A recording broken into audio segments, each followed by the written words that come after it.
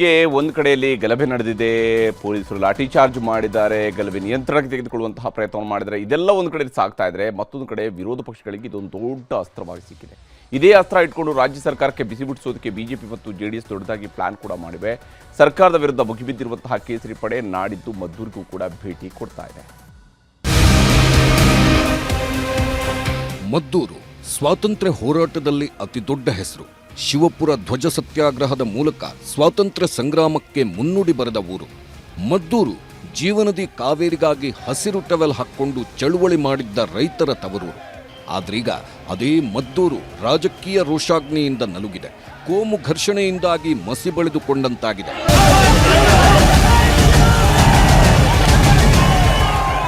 ಕಳೆದ ವರ್ಷ ನಾಗಮಂಗಲದಲ್ಲಿ ಆಗಿದ್ದ ಹಾಗೆಯೇ ಈ ಬಾರಿ ಮದ್ದೂರಿನಲ್ಲಿ ಗಣೇಶನ ಗಲಾಟೆಯಾಗಿದೆ. ಸಹಜವಾಗೇ ಬಿಜೆಪಿ ಎಂಟ್ರಿ ಕೊಟ್ಟಿದೆ. ಜೆಡಿಎಸ್ ಭದ್ರಕೋಟೆಯನ್ನ ಕೇಸರಿ ಟೀಮ್ ಕಬ್ಜಾ ಮಾಡಿದೆ. ಅಷ್ಟೇ ಅಲ್ಲ, ಕಾಂಗ್ರೆಸ್ ಸರ್ಕಾರದ ವಿರುದ್ಧ ಕಿಡಿಕಾರಿದೆ. ಪಾಕಿಸ್ತಾನ ಜಿಂದಾಬಾದ್ ಅಂದೋರಿಗೆ ರಕ್ಷಣೆ ನೀಡಿರುವ ಸರ್ಕಾರದಿಂದಾಗೇ ಇದೀಗ ಕರ್ನಾಟಕದಲ್ಲಿ ತಾಲಿಬಾನ್ ಸರ್ಕಾರ ಇದೆ ಅಂತ ಅನ್ನಿಸ್ತಿದೆ ಅನ್ನೋದು ಬಿಜೆಪಿಗರ ಆಕ್ರೋಶದ ಮಾತು. ಶಾಂತವಾಗಿ ಸಾಗುತ್ತಿದ್ದ ಮೆರವಣಿಗೆಯತ್ತ ಕಲ್ಲುಗಳನ್ನು ತೂರಿದ್ದು ಯಾರು ಅನ್ನೋದು ಬಿಜೆಪಿಗರ ಪ್ರಶ್ನೆ. ಈ ಪ್ರಶ್ನೆಗೆ ಮಂಡ್ಯ ಉಸ್ತುವಾರಿ ಸಚಿವ ಚಲುವರಾಯಸ್ವಾಮಿ ಹಾಗೂ ರಾಜ್ಯದ ಮುಖ್ಯಮಂತ್ರಿಗಳು ಕೊಟ್ಟ ಉತ್ತರ ಹೀಗಿತ್ತು. ಈ ಘಟನೆಗೆ ನೇರ ಕಾರಣ ಪೊಲೀಸರಲ್ಲ. ಈ ಘಟನೆಗೆ ನೇರ ಕಾರಣ ಸರ್ಕಾರದ ಕುಮ್ಮಕ್ಕಿಲ್ಲದೆ ಈ ಘಟನೆಗಳು ನಡೀತಾ ಇರಲಿಲ್ಲ. ಗಣಪತಿ ವಿಸರ್ಜನೆ ಮಾಡೋದು ಸಾರ್ವಜನಿಕ ರಸ್ತೆ, ಇವರ ಅಪ್ಪನ ಆಸ್ತಿನ. ಅಶೋಕ್ ಅಲ್ಲಿಯ ಸ್ಥಳೀಯ ನಾಯಕರು ಬಿಜೆಪಿ ಜನತಾದಳದ ಕುಮ್ಮಕ್ಕಿನಿಂದ ಆಗ್ತಾ ಇರೋದು, ಜನರಿಂದ ಅಲ್ಲ. ಸಂಘಟನೆಯವ್ರನ್ನ ನನಗೆ ಕೆಲವರು ಸಂಘಟನೆಯವರು ಮಾತನಾಡಿದ್ರು, ಅವ್ರ ಹೆಸರು ಹೇಳಲಿಕ್ಕಾಗಲ್ಲ. ನಾವು ಸುಮ್ಮನಿದ್ರು ಬಿಡ್ತಾ ಇಲ್ಲ ಸರ್, ನಾವೇನು ಮಾಡಿ ಇರ್ತಾರೆ. ಈಗ ನಮ್ಮ ಹುಡುಗರು ಜಯಂತಿ ಮಾಡಿದೆ, ಪ್ರೊಸೆಷನ್ ತಗೊಂಡು ಹೋಗ್ತಾರೆ, ಅವಕಾಶವನ್ನು ಮಾಡ್ಕೊಳ್ಳಿ. ಜೊತೆಗೆ ಮಸೀದಿ ಏನಿದೆ, ಮಸೀದಿ ಬಂತು ಆ ಮುಲ್ಲ ಯಾರು ಅವರು ಅರೆಸ್ಟ್ ಆಗ್ತಾರೆ. ಬಿಜೆಪಿ ಅವರು ಇದಾರಲ್ಲ, ಪ್ರಚೋದನೆ ಮಾಡೋದ್ರಲ್ಲಿ ನಿಸ್ಸೀಮರು, ನೆಮ್ಮದಿ ಹಾಳು ಮಾಡೋದ್ರಲ್ಲಿ ನಿಸ್ಸೀಮರು. ಇಂಥದ್ದೇ ಈಗ ಅನಗತ್ಯವಾಗಿ ಗುಂಪು ಸೇರೋದು, ಗಲಾಟೆ ಮಾಡೋದು, ಇದನ್ನ ಮಾಡಿಸು ಹಿಂದ್ಗಡೆ ಇರ್ತಕ್ಕಂಥವ್ರು ಯಾರೇ ಆದರೂ ಕೂಡ ಇವ್ರ ಮೇಲೆ ಕಠಿಣವಾದಂಥ ಕ್ರಮ ತಗೊಳ್ತೀವಿ. ಬಿಜೆಪಿ ನಾಯಕರು ಹೀಗೆ ಕಾಂಗ್ರೆಸ್ ವಿರುದ್ಧ ಮದ್ದೂರು ವಿಚಾರದಲ್ಲಿ ಮುಗಿಬಿದ್ದಿದ್ದರೆ, ಇಷ್ಟು ಸಮಯ ಮಂಡ್ಯ ಜಿಲ್ಲೆಯಲ್ಲಿ ಕಾಂಗ್ರೆಸ್ಗೆ ಟಕ್ಕರ್ ಕೊಡುತ್ತಿದ್ದ ಜೆಡಿಎಸ್ ಈ ಬಾರಿ ಬಿಜೆಪಿಯದ್ದೇ ಧಾಟಿಯಲ್ಲಿ ವಾಗ್ದಾಳಿ ನಡೆಸಿದೆ. ದಳಪತಿಗಳು ಕಾಂಗ್ರೆಸ್ ವಿರುದ್ಧ ಮುಗಿಬೀಳುತ್ತಿದ್ದಂತೆ ಅವರಿಗೆ ಸಚಿವ ಸಂತೋಷ್ ಲಾಡ್ ಹಳೆಯ ಮಾತುಗಳನ್ನು ನೆನಪಿಸಿದ್ದಾರೆ. ಇವತ್ತು ಈ ರಾಜ್ಯದಲ್ಲಿ ಕಾಂಗ್ರೆಸ್ ಸರ್ಕಾರ ಬಂದ ನಂತರ ಯಾವೊಂದು ಕಾಂಗ್ರೆಸ್ನ ಆಡಳಿತದಲ್ಲಿ ಒಂದು ರೀತಿಯ ಹಿಂದೂ ಸಮಾಜದಲ್ಲಿ ಒಂದು ದೊಡ್ಡ ಮಟ್ಟದಲ್ಲಿ ಇವತ್ತು ಸಂಘರ್ಷಕ್ಕೆ ಎಡೆ ಮಾಡಿಕೊಡ್ತಕ್ಕಂಥದ್ದಕ್ಕೆ ಪ್ರೇರೇಪಣೆ ಇದೇ ಕಾಂಗ್ರೆಸ್ ಪಕ್ಷದ ಪ್ರೇರೇಪಣೆಗಳಿದೆ. ಹಿಂದೂಗಳ ಧಾರ್ಮಿಕ ಭಾವನೆಗಳಿಗೆ ಪ್ರತಿಯೊಂದು ಹಂತದಲ್ಲೂ ಕೂಡ ಕಾಂಗ್ರೆಸ್ನ ಆಡಳಿತದಲ್ಲಿ ಇರ್ತಕ್ಕಂಥ ಜನಪ್ರತಿನಿಧಿಗಳು ಧಕ್ಕೆಯನ್ನು ಉಂಟು ಮಾಡ್ತಾ ಇರ್ತಕ್ಕಂಥದ್ದು ಬಹಳ ಸ್ಪಷ್ಟ.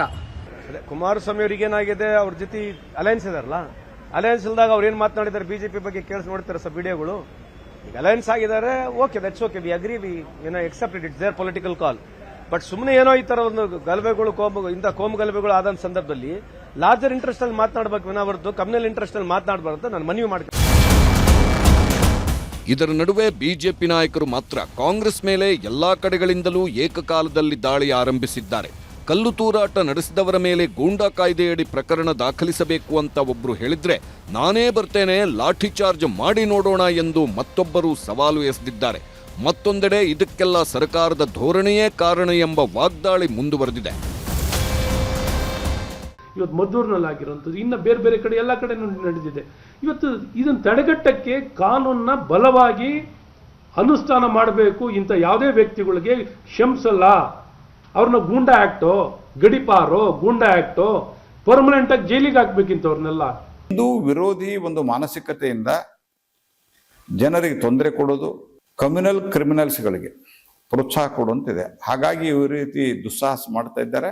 ಅನಗತ್ಯವಾಗಿ ಅಲ್ಲಿರುವಂತಹ ಭಕ್ತರಿಗೆ ತೊಂದರೆ ಕೊಡುವಂತ, ಗಣೇಶನ ಭಕ್ತರಿಗೆ ತೊಂದರೆ ಕೊಡುವಂತ ಕೆಲಸವನ್ನು ಮಾಡಿದರೆ ನಾವು ತೀವ್ರವಾಗಿ ಹೋರಾಟ ಮಾಡ್ತೀವಿ. ಮತ್ತು ನಾನು ಸ್ವತಃ ಅಲ್ಲಿ ಬರ್ತೇನೆ, ನಾನು ಗಟ್ಟಿಯಾಗಿ ನಿಂತು ಹೋರಾಟ ಮಾಡ್ತೇನೆ.